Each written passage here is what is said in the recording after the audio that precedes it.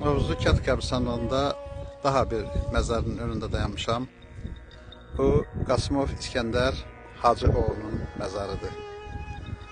Adından da, soyadından da tanıdığınız ki, Azərbaycan musiqi tarixinə öz imzasını atmış İskəndər Novruzlunun məzarıdır. İskəndər həm şair olub, həm bəstəkar olubdur, həm də gözəl ifaçı olubdur. İskəndər Novruzlu ilə əlaqədar silsilə şeirlər müəllifi olub. Sadəcə olaraq vaxtilə bəy nəslindən olduğu üçün bir çox şeirlərini öz adına çıxa bilməyib, bəstələri öz adına səslənə bilməyib. Uzun müddətli Azərbaycanın musiqi tarixində səslənən, zənginləşdirən bu musiqi mədəniyyətimizi Qarabağın maralı, məhz İskəndərin həm sözləri, həm bəstəsi özünə məxsusdur. İndi Azərbaycan maralı adı altında ifa olunur. Təbii ki, biz buna da etiraz eləmirik.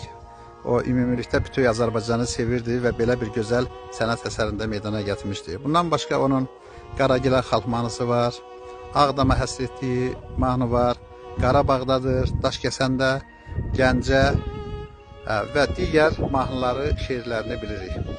İskəndər bir çox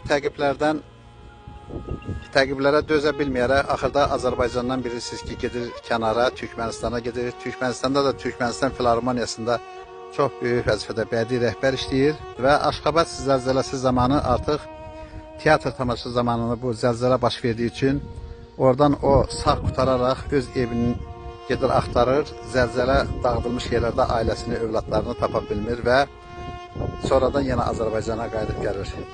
İskəndərin şeirlərində vətənə bağlılıq, vətənin yüksək hissələrinin tərənnümü durur. Bəstələri də Azərbaycanda xalq mahnısı kimi səslənsə də Azərbaycan xalqının mədəniyyət, musiqi tarixində öz yerini tutmuşdur.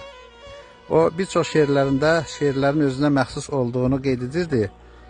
Lakin qeyd edirdim ki, hələ vaxtilə bəy, xan repressiyalarına qarşı keçmiş SSR dövründə mübarizə apardığı üçün heç birini öz adına yaza bilmirdi.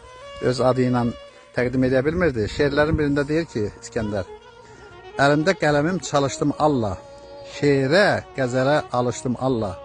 Hər çətin əzaba qarışdım Allah, zəhmətimin barınqaya bilmədim, açıb ürəyimi deyə bilmədim. Yəni, İskəndər bununla qeyd edirdi ki, o bir çox ifaların müəllifi olsa da öz zəhmətini, yazdığı musiqilərini, şeirləri öz adından çap elətdirə bilməyib. Ruhu şad olsun. Yəqin edirəm ki, artıq torpaqlarımız azad olubdur. Azərbaycanın ərazi bütövlüyü təmin olunubdur. Ağdamda gördüyünüz kimi böyük quruculuq işləri gedir. Uzaq bir məsafədən görürük yollarda tikilən evləri. Və bu Novruzlu Kənd